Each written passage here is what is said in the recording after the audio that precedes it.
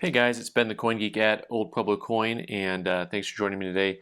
Please remember to like, share, and otherwise comment on the videos just to help out the algorithm and helps us to get our content to people who actually collect coins, not just people that stack. Nothing against stacking, but it's just a part of the program, folks. Let's talk about something a little special here. So you may or may not know what in the world is going on with these coins. This is something that looks like it's been processed, cleaned, all kinds of stuff going on. This coin looks like it is uncirculated with a scratch, and on this side it looks like it's polished. So these are things that are great teaching tools, and what I mean by that is we're going to look closer and learn to train our eye to some of the different things that you'll see on a coin when you're trying to learn grading. Okay. Now what these are, both of these are the same thing, and that is both of these are things that were taken out of jewelry. So this 2.5 Indian was in a gold ring. So someone was donning it like thus, and the outside of the coin here, the obverse of the coin, was exposed the entire time as the people bumped into things and ran into things. You can see the edge, how that rim is dirty. That's where it was in a bezel setting, but then the rest of this is just polished up. But the underside of the coin, which was in kind of a tall setting, is basically untouched. So what we get to do is look a little bit closer at some things that you'll see untouched, minus that big scratch.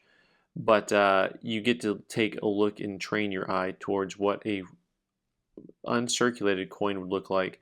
This coin, you can tell, was put into the bezel. It was a real nice coin ahead of time. Now, of course, you can say that, well, the coin may have already circulated a little bit by the time it was put in there. But the main point is what the surface quality of the coin should look like on a 2.5 Indian versus what it looks like when it has some wear. And of course, the wear on these guys, it just looks like polish when it's been in a coin for a long time. But notice the glimmer or sparkle.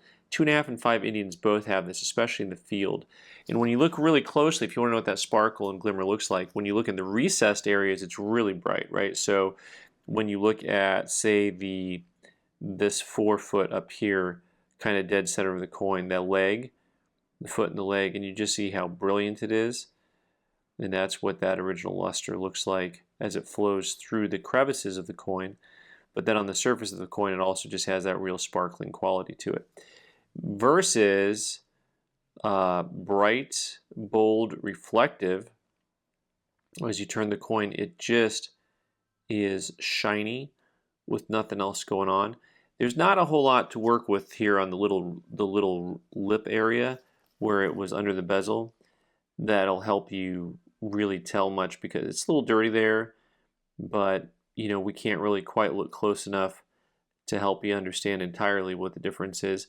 Maybe we can see a little bit here, but once again, that's just dirty underneath that portion of the coin, that top portion of the coin underneath where the rim was. So, but the inverse is true on this coin, which was in, a bolo tie.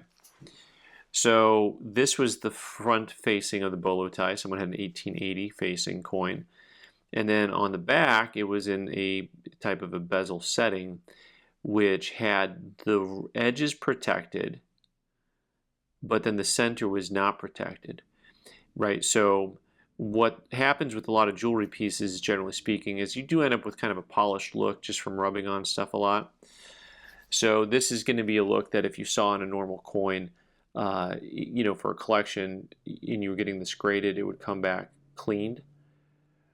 And it's a coin that was really high grade when it was put in the bezel and hasn't seen much wear, but has a very high sheen to it nonetheless. The luster is basically gone, even though the coin itself has almost no wear.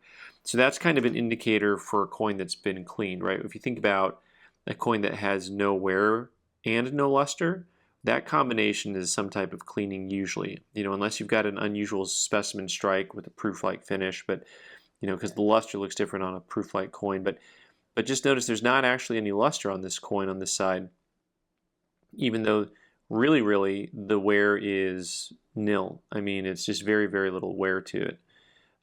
You can see a little bit of wear at the high points, but for the most part, the coin is probably as struck on that side. Now, this is where things get, to me, really fun, because here is, sometimes I talk about luster and what luster looks like or doesn't look like, and look how we can check out the transition on here, because you have the outer ring that is just, you know, flowing, right? Just look at the way that moves around. Now, if you look at the intersection and how little flows through that inner portion of the coin, right? So when you look at what luster looks like and originality looks like, you're going to look at this edge of the coin that was protected all the way around. And, you know, obviously the coin has all kinds of other things going on with some environmental damage from, there was how it was put in and whatnot. But you want to look at that outer section. Then you want to look at what does the inside of the coin look like versus the outside, and what does a little bit of wear look like. And see, the same thing starts to happen on this coin. Now you can see a little bit of the luster subdued in the open field, right? So if I'm looking around the eagle's head and in between the wings, when I get the light, you can see that pop of luster, and see how that transitions from the edge, and it has a similar look to it, right? So there's luster in there, but then right above the head, pardon me, right above the head, in between the head and the god we, you can see it's dull. That's where the luster is breaking. There's not luster. So sometimes when I talk about seeing luster around the edges of things or near the devices, that's the look that I'm talking about on the coin. So, because for some of you, I just talk about these things and maybe you're not 100% sure, you know, like you just kind of nod and move on. You're like, I think I know what he's talking about, but maybe not. So, yeah, luster has a lot of interesting, there's differences in the type of luster but how you catch it. But when I talk about it being around the edges, that's what I'm talking about. This is a great thing to have. It's an opportunity to have at the coin shop where you get to see oddities like this, but it really is an opportunity to look at a coin differently, look at grading differently. So one last thing, we're going to look really close at the wing and see what does luster look like as it runs over the top of the design area, right? So luster is easy to see when you are looking at an open field.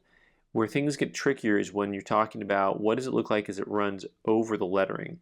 So maybe we'll look at the lettering first just to have an idea of. We're going to start with of, as the luster is nice and original on the OF of above of, and then you look at the word trust. And you know just how there is a slight difference in the light, the amount of light on there.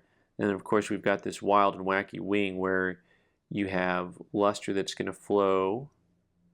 Let's go ahead and zoom back out for a second. Luster that's going to flow over the wing portion, the wing tip, just like the shoes that I always wanted. And then how once you get to the portion where it had some wear to it, now you'll see there's actually luster kind of where you have that line. You'll see some of the luster was protected because that's closer. You got to imagine there's a piece of metal bezel protecting this. So do you see the transition that I'm showing you? If I had my handy dandy tools handy and dandy like they should be. Instead, I'm going to have to rely on my backup here. So what I'm talking about is where the transition is here on the line, right? Now that was a piece of metal and it protected this area completely, and this area was exposed, but right where the transition is, you're going to see this area of the wing had less effect or wear to it because of the metal clip that was covering, the metal portion that was covering. So right in this area, here's what we're going to look at. You see the difference between full luster, partial luster, and almost no luster? It's really subtle, but you can see it in this entire area right here. So we're going to go ahead and zoom in one more time and look at that, and then we're going to call it a day. And you know, I hope y'all got to learn a little bit of something from looking at this coin, or both these coins. But do you see how we've got full luster right of the line, and then just to the left of the line we have partial luster, And then a little bit farther in, you'll see the area that was not protected at all, where the luster is just gone. So this is just something fun, and I'm really thankful I was able to have something like this to show you guys. Thanks so much for watching, guys. I'm Ben the Coin Geek. You can subscribe by clicking on the owl button in the corner and watch more videos on the right side of the screen. Thanks.